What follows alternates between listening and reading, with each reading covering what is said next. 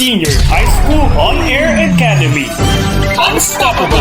Delivering you quality education amidst pandemic. To defer school opening to October 5. Unstoppable! Giving you accessible learning platform anytime, anywhere. Ang klase, whatever form it is. Comprehensible! Buckle up and get yourself ready. I will repeat, then you will do it later on. Accurate! The sphere that includes all living things. Today, we'll be talking about rational functions. Simplify.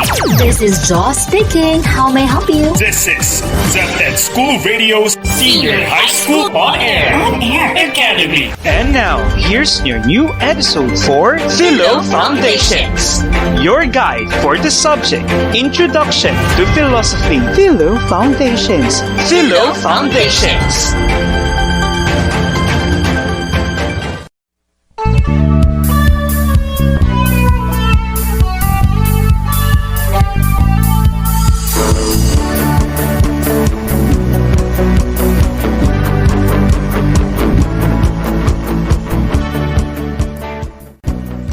Good day, dear students, and to all Radyo Eskwela listeners for today's episode.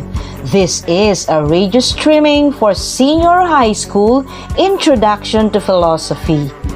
I am grateful and happy that we have reached this far for Introduction to Philosophy.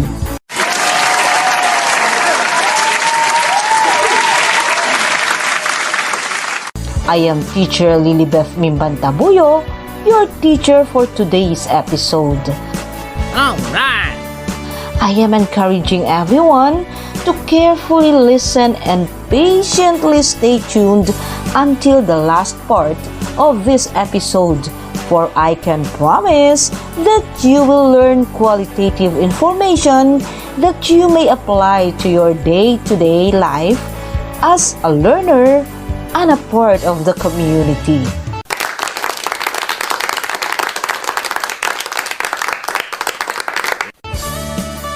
Hello, dear learners and listeners. Before we start, find a comfortable place so you can enjoy our topic for today. Grab your pen, notebook, textbooks for Introduction to Philosophy of the Human Person and modules. Are you ready? Oh, yeah! But before we'll have the new topic for today, we will first have a glimpse of our past lesson. Alright! Can you still remember what we have discussed last week? Yes na yes. Indeed, the human person in society. Yes, you're right. If you can still remember, what is society? Correct. Society is the product of deliberate actions by individuals who come together in pursuit of a common goal. As an individual person, members of society can transform themselves and attain development through their interactions within society. Now, can you still remember the different forms of society? Oh, yeah! Well, if you do, give me some. Very good. 1. Hunting and gathering society. 2. Pastoral society. 3. Horticultural society. 4. Agrarian or agricultural society. 5. Feudal society. 6. Industrial society. And the last, post-industrial society. Now, the question is, how does society influence our development as person?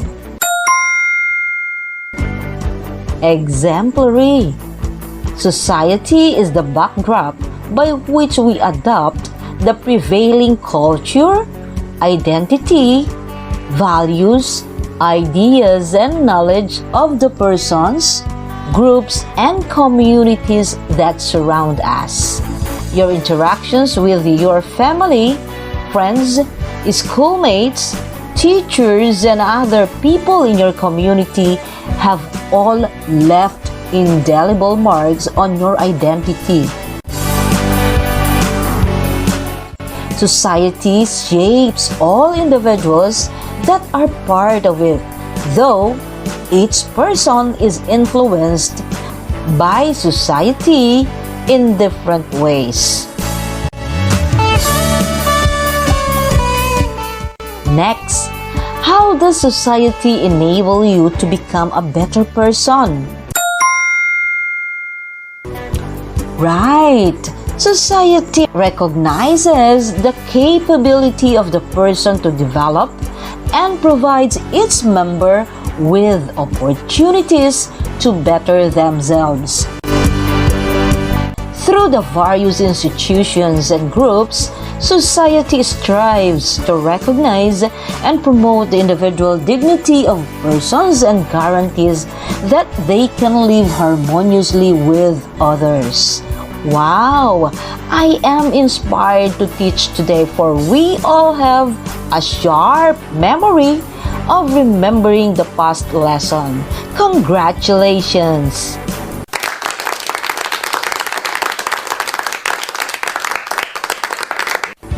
Guys, are you excited to know the answers for the quiz last episode? Yes na yes. I'm certain of that. So here it is. Be attentive and check your paper honestly. Okay! If your answer for number 1 is social role, then you are correct. Wow! Give your sweetest smile for number 2 if your answer is loss. Alright! And for number 3, you got it right if your answer is norms. Cheer up if your answer for number 4 is social values. And finally, loud hooray for number 5 if your answer is social system. Oh yeah! Count your score and write it in your notebook, for it will be recorded by your teacher. Congratulations, guys! You did a good job. Stay tuned, for I will be back after this reminder.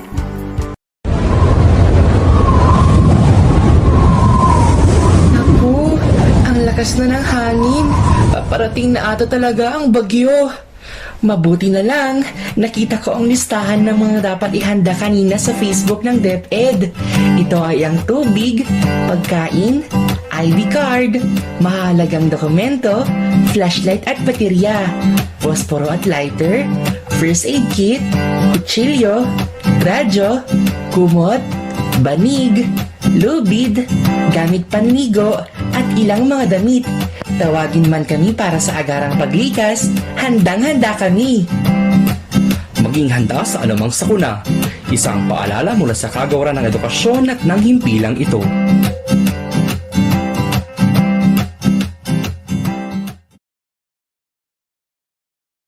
Back here at Radyo Eskwela with your radio teacher, Teacher Beth. Are you all excited to begin another lesson?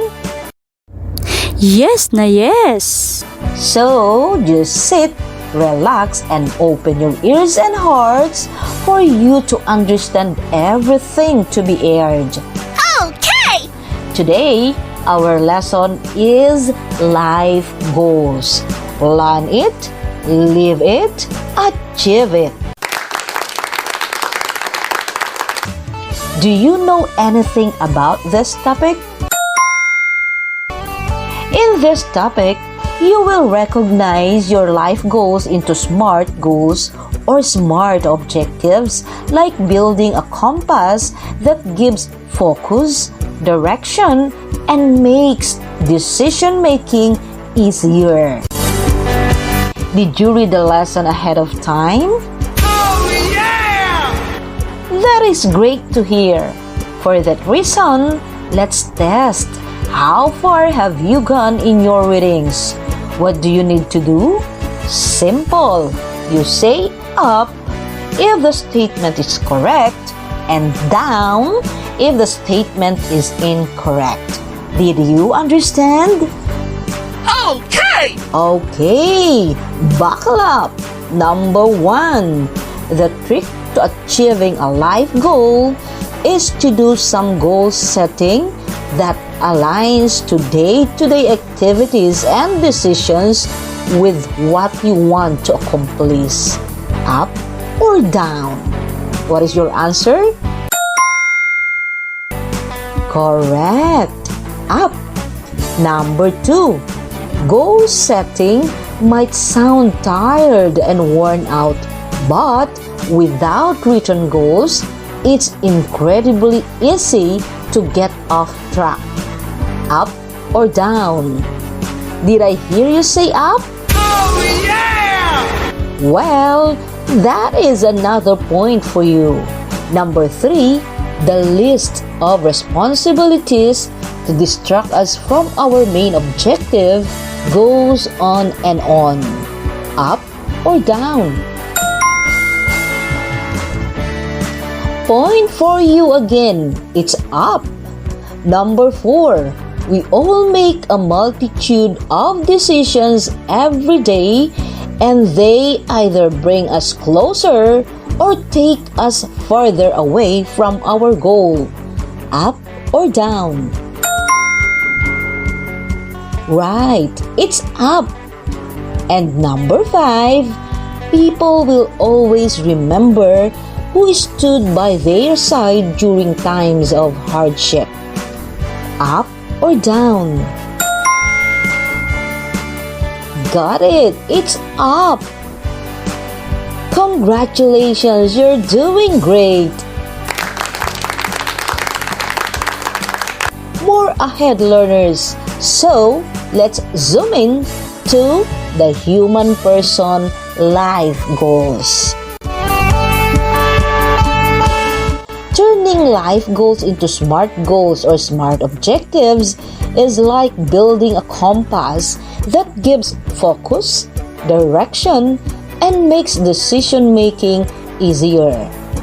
SMART goals turn life goals into crystal clear pictures that keep you on the right track and provide purpose and meaning, and a sense of fulfillment.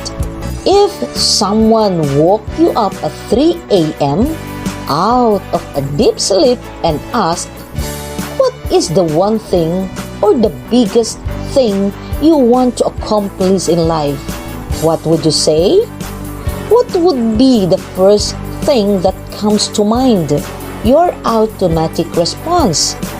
That's your primary life goal. There are so many goals we have in life, but we have to prioritize what is substantial and beneficial to us. We have top 7 goals to achieve as a human person. These are: number 1, career goals; number 2, financial goals; number 3, health goals; number 4, relationship goals; number 5, lifestyle goals; number 6, attitude goals; and number 7, personal goals. So, what are career goals? You said it right. When you do a career assessment, you are taking your natural strength and weaknesses into account when looking at your career aspirations. Like, what are my passions? Do I like working with people or alone? Am I more intellectual or am I better at building or fixing things? Here are a few of the many examples of career goals. Do a career assessment. Ask for more responsibility and become a mentor. Next, financial goals. Can you tell me what do you know about financial goals? Correct. Having strong financial literacy could mean the difference between working into your 60s or retiring early. That's self-determination. Once you're living on your own, you need to be able to understand and manage your finances. Schools often don't offer formal education to teach you how money works or how to be responsible for it. Make it a top priority goal to learn about personal financial management and how to earn money and have it grow for you. Here are some example goals. Master personal finance. Join a local investment. Generate passive income. Do business and do not accrue debt. Next, health goals. What is your goal in terms of health? Exemplary. We try to communicate to our friends and acquaintances, especially those who are experiencing COVID, because we'd like them to be healed or at least psychologically lifted. Reaching out this time also means taking care of ourselves, not to be affected by the virus, because that's how we save others. So, stay home. Don't get affected by the virus, but don't forget yourselves, learners. One of the biggest factors that will determine your health is the food you choose to put in your body. The impacts of eating poorly will be detrimental to your future. While there is always some conflicting information on what the most healthy superfoods are, I think we can all agree on what foods are not healthy. Cut out processed food. Eat fruits and vegetables. Limit your portions. Moderation is key. Here are some examples of health goals. Properly fuel your body. Reach and maintain your ideal body weight. Be physically active. Learn how to relax. And most importantly, accept your body. Next, relationship goals. What are your relationship goals? Good. Aim to make friends with people who encourage you to do your best and who help you to live the life that you deserve. Your success in life is greatly dependent on the people you surround yourself with, and you have the power to choose whom to spend your time with. Here are some examples of relationship goals. Make lifelong friends. Cut out toxic relationships. Develop empathy for others. And most importantly, be trustworthy. Still there, learners? Yes na yes. I know you are. Next is lifestyle goals. What is your idea about the term lifestyle? That is great to hear. I am also willing to share with you more. I have all the energy because I can feel in the air the interest and perseverance among my students to learn. Alright, lifestyle is the interest, opinions, behaviors, and behavioral orientations of an individual, group, or culture. Here are some examples of lifestyle goals. Declutter, get out of town, and say yes to new experiences. And the last, attitude goals. What is the definition of attitude? Any guess? It is an individual's predisposed state of mind regarding a value, and it is precipitated through a responsive expression towards oneself, a person, place, thing, or event, which in turn influences the individual's thought and action. People who regularly practice gratitude reap great benefits by reflecting upon the things in their life that they are thankful for. Practicing gratitude will help you have more positive emotions, sleep better, and be more kind to others, and even have a stronger immune system. Here are some examples of attitude goals. Look for the good around you. Be mindful, and most importantly, practice gratitude.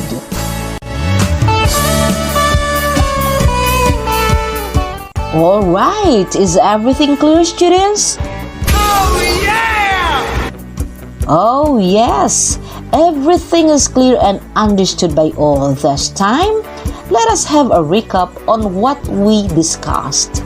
As I emphasized earlier, turning life goals into SMART goals or SMART objectives is like building a compass that gives focus, direction, and makes decision-making easier.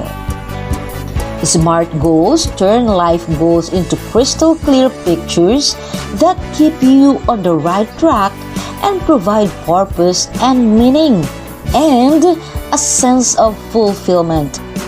There are so many goals we have in life, but we have to prioritize what is substantial and beneficial to us. We have top 7 goals to achieve as a human person. These are: number 1, career goals; number 2, financial goals; number 3, health goals; number 4, relationship goals; number 5, lifestyle goals; number 6, attitude goals; and number 7, personal goals.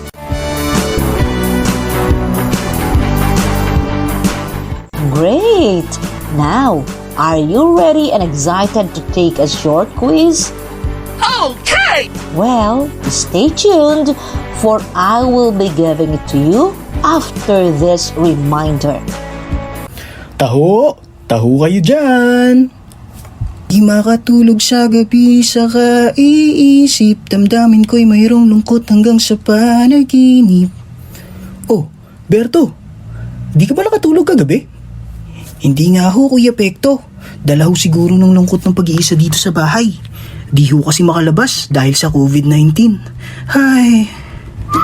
Berto, may 3 bagay na dapat kang tandaan para maiwasan ng lungkot sa mga ganitong sitwasyon. Una, alamin ang dahilan ng iyong kalungkutan. Pangalawa, maaaring ipabatid ang iyong nararanasan sa mga taong malalapit sa iyo. Nariyan ang internet para makausap mo sila. At ang pangatlo, ilaan mo ang iyong oras sa mga bagay na ikaw ay magiging abala. Hindi lang pisikal na kalusugan ang mahalaga, Berto, pati pang kaisipan rin. Tatandaan ko yan, Kuya Pekto. Maraming salamat sa payo. Isang paalala mula sa kagawaran ng edukasyon at ng himpilang ito. Wow! Everybody's excited to take this exercise. This is an assessment if you learned and understood the topic discussed. Alright! Please get a piece of paper and identify the terms for each statement. I will be reading it twice. Be ready and listen intently. Alright! For number 1, refers when a person is taking his or her natural strength and weaknesses into account when looking at his or her aspirations in life. Again, for number 1, refers when a person is taking his or her natural strength and weaknesses into account when looking at his or her aspirations in life.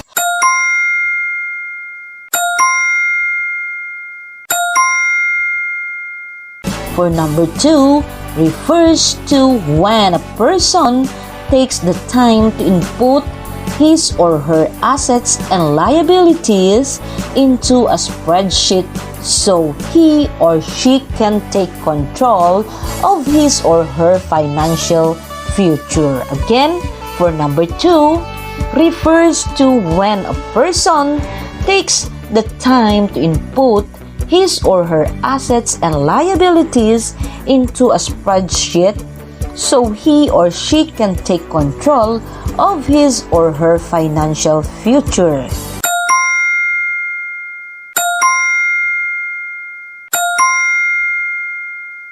Number 3 is when a person does his or her best to be as healthy as possible and aims to wake up and feel good every day. Again, for number 3 is when a person does his or her best to be as healthy as possible and aims to wake up and feel good every day.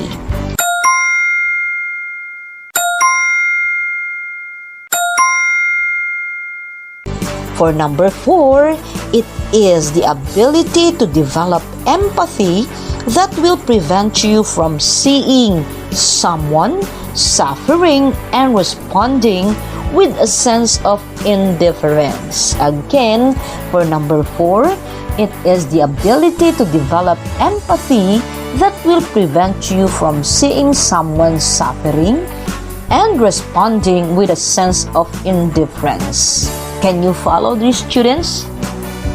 Yes na yes. Do you want more? Alright. That's good to hear. Let us continue for number 5. This will keep you feeling refreshed and help you discover new things and makes you break up your routine so you won't be depressed. Again, this will keep you feeling refreshed and help you discover new things and makes you break up your routine so you will not be depressed. You did well in our lesson today, my dear students. Job well done. All right, I will be giving you the answers in the next episode. Now give yourselves one more time resounding applause.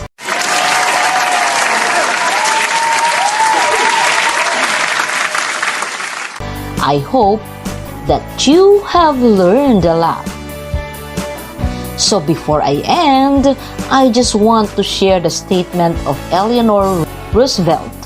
Happiness is not a goal. It's a byproduct of a life well lived.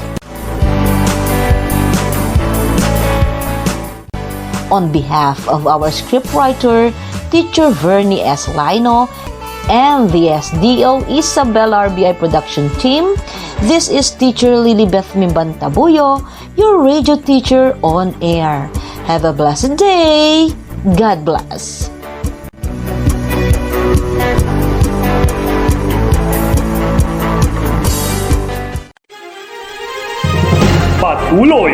Patuloy ang edukasyon para sa ating henerasyon. Sa daan ng pagkatuto ay walang may iwan.